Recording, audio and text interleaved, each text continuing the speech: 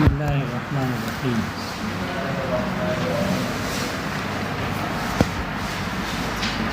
جی اللہم انفعنا بما علمتنا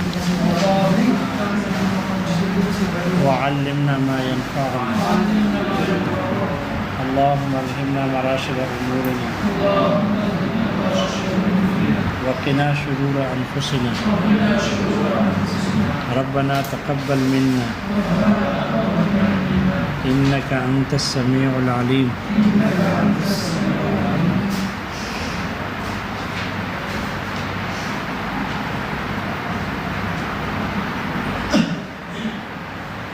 وضد المحکم المتشابہ، محکم کی ضد ہے متشابہ۔ متشابہ کی تعریف کی ہے وَهُوَ مَا لا طریق لدرکہ اصلا حتی سقط طلبہ۔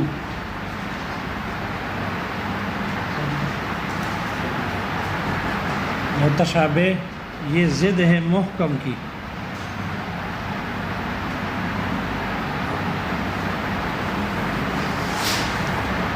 جیسے محکم ظہور معنی میں اور معنی کی قوت میں سب سے بڑھ کر ہوتا ہے، اس میں ظہور معنی بھی سب سے زیادہ ہوتا ہے اور قوت میں سب سے بڑھ کر ہوتا ہے۔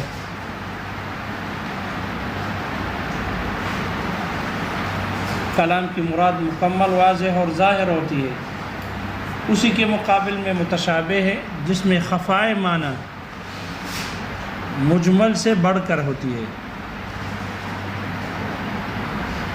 اور وہاں تو پھر بھی متکلم کی طرف سے بیان آنے کی امید ہوتی ہے، لیکن یہاں جو متشابہ ہے یہ تو اس درجے تک پہنچ جاتا ہے خفائے معنی میں کہ جس کے پانے کی، جس کی مراد کے حاصل ہونے کی کوئی دنیا میں کوئی امید نہ ہو، یہاں تک کہ بندوں سے، امتیوں سے اس معنی اور مراد کے طلب کرنے کو بھی ساقط کر دیا گیا ہو کہ اس کی مراد کے پیچھے نہ چلو، اس لیے کہ تم جتنا بھی دوڑ لگاؤ گے آپ کو اس کی حقیقی مراد معلوم نہیں ہو سکتی۔ جب حقیقی مراد معلوم نہیں ہو سکتی، اگر ہوگی تو وہ ظنی ہوگی، اٹکل ہوگی، یقینی نہیں ہے۔ اس لیے بندوں سے اس کے مصنف کہتے ہیں کہ بندوں سے اس کے طلب کو ساقط کر دیا گیا۔ یہ ہے متشابہ، جس کی مراد کی پہچان کی امید اس دنیا میں ناممکن ہو، لیکن یہ بندوں کے حق میں ہے، آپ علیہ الصلوۃ والسلام کے حق میں نہیں ہے۔ یہ صرف امت کے حق میں ہے کہ امت کو متشابہات کا علم نہیں، اس کا مراد معلوم نہیں ہو سکتی ان کو۔ آپ علیہ الصلوۃ والسلام کو اس کی مراد معلوم تھی۔ اگر آپ علیہ الصلوۃ والسلام کے بارے میں ہم یہی کہیں جیسے کہ امت کے بارے میں کہہ رہے ہیں کہ نبی علیہ الصلوۃ والسلام کو بھی متشابہات کا علم نہیں تھا، تو پھر اللہ کا تخاطب آپ علیہ الصلوۃ والسلام کے ساتھ لازم آئے گا بالمحملات، اس لیے کہ اللہ نے آپ سے تکلم کیا ہے، خطاب کیا ہے، اور اگر آپ کو متشابہات کا علم نہیں تھا تو پھر آپ کو تو اس کلام کی مراد پتہ ہی نہیں ہے اللہ کیا فرماتا ہے۔ جب آپ کو پتہ ہی نہ چلا تو پھر یہ تخاطب بالمحملات لازم آئے گا، کالتکلم بالزنج مع العربی، جیسے کہ حبشی زبان میں گفتگو کرنا کسی عربی کے ساتھ۔ تو جیسے حبشی، ایک عربی آدمی حبشی زبان نہیں جانتا، یا ایک عجمی آدمی، ایک پاکستانی آدمی وہ انگریزی یا حبشی زبان نہیں جانتا، اور آپ ان سے اس میں گفتگو کرو گے تو وہ کہے گا پتہ نہیں کیا محملات کے ساتھ تخاطب کر رہے ہو، یہ فعل عبث ہے۔ تخاطب بالمحملات باطل ہے، لہذا اگر آپ علیہ الصلوۃ والسلام کو بھی متشابہات کا علم نہ ہو تو پھر تخاطب بالمحملات لازم آئے گا۔ اللہ کے بارے میں جو کہ باطل ہے۔ اس لیے آپ علیہ الصلوۃ والسلام متشابہات کا علم رکھتے تھے، آپ کو معلوم تھا۔ یہی وجہ ہے کہ حضرت ابوبکر صدیق رضی اللہ عنہ نے فرمایا فی کل کتاب سر، ہر کتاب میں کچھ نہ کچھ راز ہوتی ہے، والسر القرآن هذه الحروف، اور قرآن مجید کے جو راز ہے وہ یہی حروف ہیں، ان حروف مقطعات یا وہ متشابہات ہیں۔ معلوم ہو یہ راز ہے جو امت میں کسی کو معلوم نہیں، اس کی مراد معلوم نہیں ہو سکتی، اور آپ علیہ الصلوۃ والسلام کو معلوم تھی۔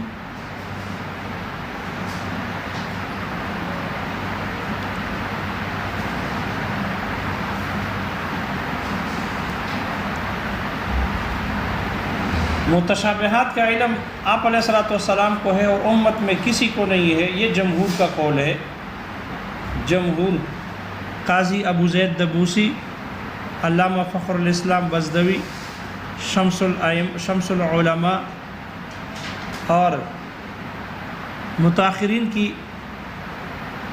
اور عامت الصحابہ اور تابعین المتقدمین کا یہی عامت المتقدمین کا یہی مذہب ہے، اور بعض شفاعہ کا بھی یہی مذہب ہے کہ اس کی مراد کوئی نہیں جانتا سوائے اللہ کی اور اس کے رسول۔ اللہ نے پھر اپنے رسول کو بتایا، جبکہ معتزلہ اور امام شافعی رحمہ اللہ کی طرف بھی نسبت کی گئی ہے، جیسے کہ آپ نور الانوار میں پڑھ چکے ہو کہ امام شافعی رحمہ اللہ بھی اور اکثر متاخرین اور جمہور معتزلہ اس بات کے قائل ہیں کہ نہیں، متشابہات کا علم جیسے اللہ اس کے رسول کو ہے، اسی طرح علم میں جو راسخ حضرات ہیں، راسخین فی العلم، ان کو بھی متشابہات کا علم ہے، وہ بھی متشابہات کی مراد کو جانتے ہیں۔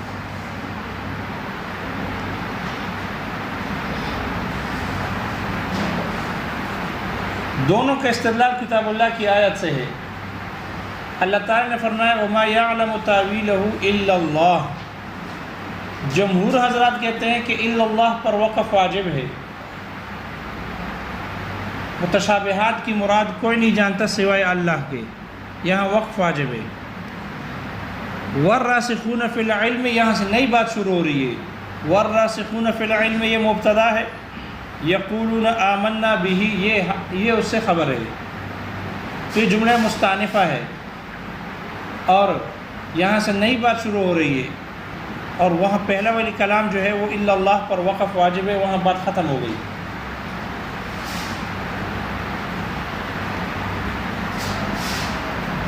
جبکہ یہ بعض حضرات جمہور معتزلہ امام شافعی رحمہ اللہ یہ حضرات فرماتے ہیں کہ نہیں، الا اللہ پر وقف نہیں ہے بلکہ والراسخون فی العلم پر وقف ہے۔ وما يعلم تاویلہ الا اللہ، اور اس متشابہ کی مراد کوئی نہیں جانتا سوائے اللہ کے۔ والراسخون فی العلم، لفظ اللہ بھی مرفوع ہے، والراسخون فی العلم بھی مرفوع ہے، اس لیے اس کا عطف ہے لفظ اللہ پر۔ جب عطف ہے تو والراسخون فی العلم پر وقف ہے۔ معلوم ہوا کہ یہاں راسخین فی العلم بھی مراد جانتے ہیں، اور یقولون آمنا بھی یہ ان سے حال ہے، یہ ان سے کیا ہے؟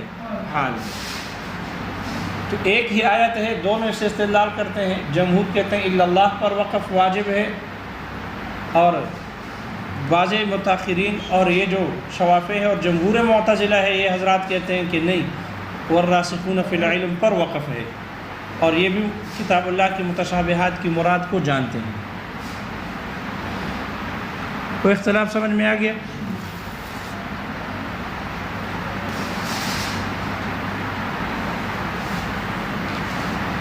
احناف کی دلیل یہ ہے، احناف کہتے ہیں کہ دیکھو اللہ تعالیٰ نے فرمایا فَأَمَّا الَّذِينَ فِي قُلُوبِهِمْ زَيْغٌ، جن لوگوں کے دلوں میں کجی ہے، ٹیڑھا پن ہے، وَأَمَّا الَّذِينَ فِي قُلُوبِهِمْ زَيْغٌ فَيَتَّبِعُونَ مَا تَشَابَهَ مِنْهُ، قرآن مجید کی جو آیات متشابہات ہیں ان کے پیچھے چلتے ہیں۔ کیوں چلتے ہیں؟ ابتغاء الفتنة وابتغاء تاویلہ، فتنہ ڈھونڈنے کے لیے اور تعویل کو جاننے کے لیے، وہ اس کی مراد جاننے کے لیے وہ متشابہات کے پیچھے چلتے ہیں۔ فَأَمَّا الَّذِينَ فِي قُلُوبِهِمْ زَيْغٌ، جن کے دلوں میں ٹیڑھا پن ہے، کجی ہے، المیلان عن الحق الى البطلان ہے، وہ لوگ متشابہات کے پیچھے چلتے ہیں۔ معلوم ہوا جب متشابہات کے پیچھے چلنا، اس کی مراد معلوم کرنے کے لیے باغ دوڑ کرنا، یہ ان لوگوں کا کام ہے جن کے دل ٹیڑھے ہیں۔ معلوم ہوا راسخین کا کام پھر پیچھے چلنا نہیں ہے، راسخین کا کام پھر اس کو تسلیم کرنا ہے۔ التسلیم والانقیاد، مانتے ہیں اللہ کی اس سے جو بھی مراد ہے مانتے ہیں، متشابہات کے پیچھے نہیں چلتے۔ اس سے پتہ چلا کہ الا اللہ پر وقف ہے، اور راسخون فی العلم صرف تسلیم کرتے ہیں، مانتے ہیں، متشابہات کے پیچھے نہیں چلتے۔ دوسری دلیل یہ ہے کہ بعض قرأت میں ہے، جیسے کہ عبداللہ ابن عباس رضی اللہ عنہما اور عبداللہ ابن مسعود اور ابی ابن کعب رضی اللہ عنہم کی قرأت میں ہے کہ یہاں پر والراسخون فی العلم، یہاں وہ ہے نہیں، وما یعلم تاویلہ الا اللہ۔ ہمارے نسخوں میں تو ہے، ہماری قرأت میں ہے والراسخون، وہ ہے، بعض ان کی قرأت میں وہ ہے ہی نہیں۔ اب جب وہ نہیں ہے تو پھر عطف کیسے کرو گے؟ جیسے کہ بعض معتزلہ، جمہور معتزلہ اور بعض متاخرین کرتے ہیں، اور امام شافعی رحمہ اللہ اس بات کے قائل ہے، وہ کہتے ہیں الراسخون کا عطف ہے لفظ اللہ پر، تو جب وہاں وہ ہے ہی نہیں دوسری قرأت میں تو پھر عطف کیسے کرو گے؟ معلوم ہوا الا اللہ پر وقف ہے، اور راسخون فی العلم سے نئی بات شروع ہو رہی ہے، کیونکہ ان کی قرأت میں واو نہیں ہے، ان کی قرأت میں واو نہیں ہے۔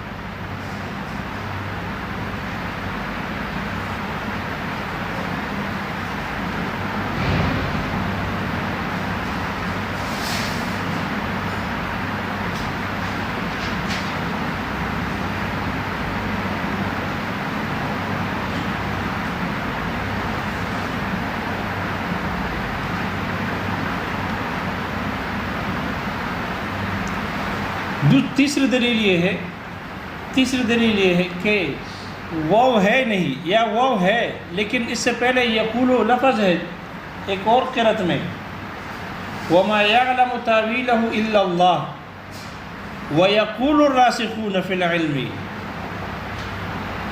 ویقول الراسخون فی العلم یقولون آمنا بہ، تو یہاں ایک یقول کا اضافہ ہے، یقول کا کیا ہے؟ اضافہ ہے۔ معلوم ہو وہاں الا اللہ پر وقف ہے، اور ویقول والراسخون سے نئی بات شروع ہو رہی ہے، اس لیے کہ اگر یقول ہوتا اور وہ لفظ اللہ ہے تو پھر فعلیہ کا اسمیہ پر عطف لازم آئے گا، جو کہ اچھا نہیں ہے، جو کہ مستحسن نہیں ہے۔ اس لیے وہ یقول اس بات پر دلالت کرتا ہے کہ یہاں سے نئی بات شروع ہو رہی ہے۔ اس لیے جمہور حضرات کہتے ہیں کہ اس کا متشابہ کی مراد سوائے اللہ اور اس کے رسول کو اور کوئی نہیں جانتا، لیکن شارحین نے لکھا ہے کہ جمہور کا اور یہ بعض کا، یعنی احناف اور شوافع کا اور متقدمین اور متاخرین اور معتزلہ کا یہ جو اختلاف ہے، یہ نزاع لفظی ہے۔ یہ نزاع کون سی ہے؟ اختلاف لفظی ہے، حقیقی اختلاف نہیں ہے۔ اس لیے کہ جو جمہور حضرات اس بات کا قائل ہے کہ متشابہات کی مراد کوئی نہیں جانتا، اس سے اس کی مراد قطعی اور یقینی مراد ہے۔ متشابہات کی یقینی اور قطعی مراد ہے، سوائے اللہ اور اس کے رسول کو کوئی نہیں جانتا۔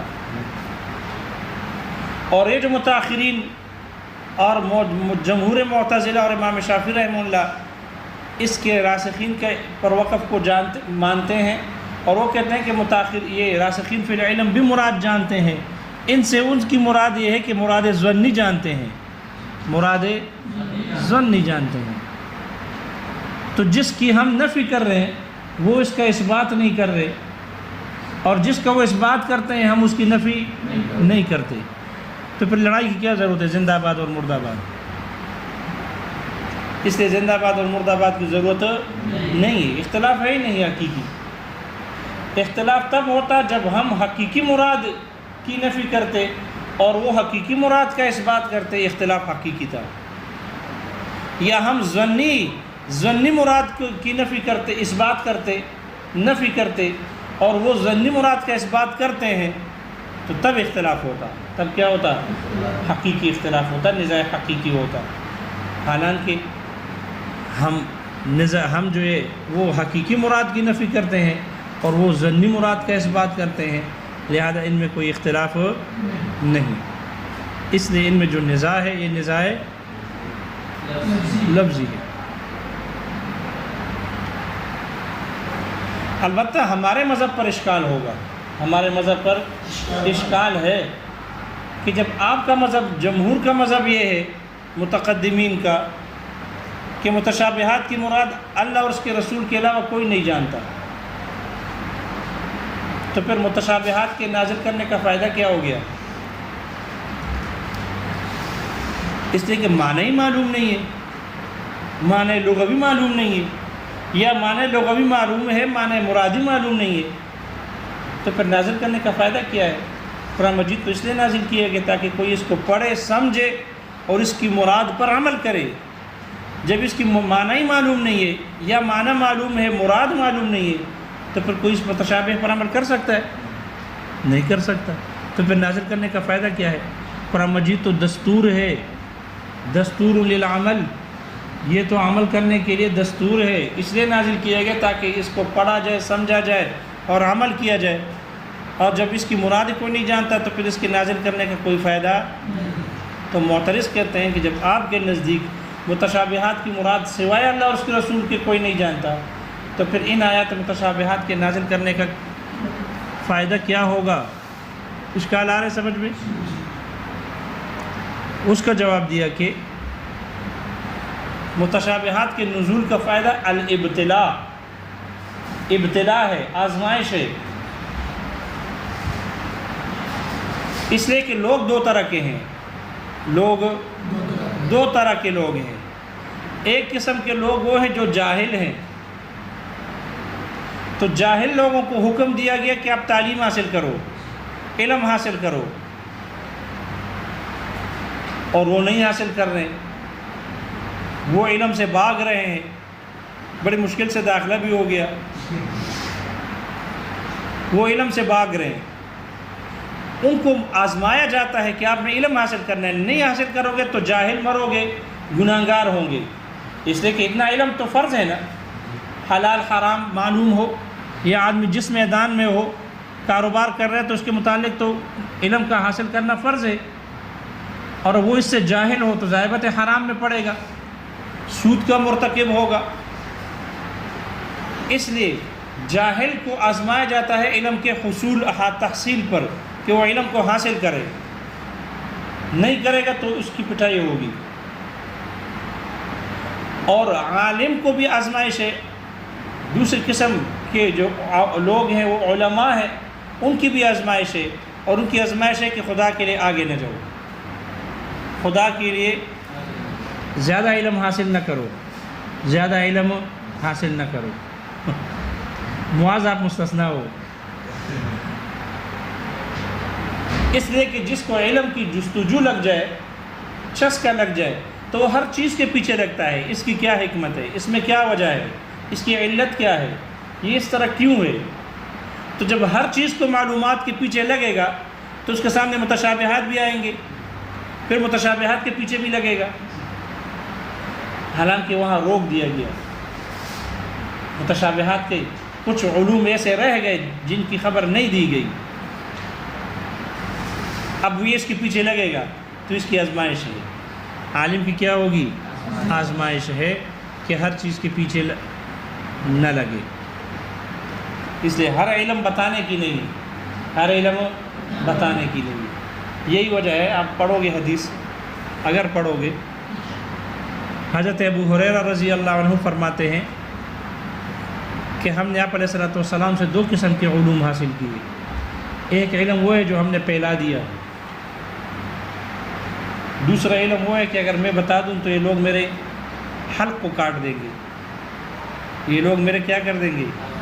اگر دوسری قسم کے علم کو میں نے بتا دیا تو یہی لوگ میرے حلقوم کو کاٹ دیں گے، اسے نہیں بتاتے. تو جواب یہ ہوا کہ الابتلاء اور آزمائش مقصود ہے، متشابہات کے نزول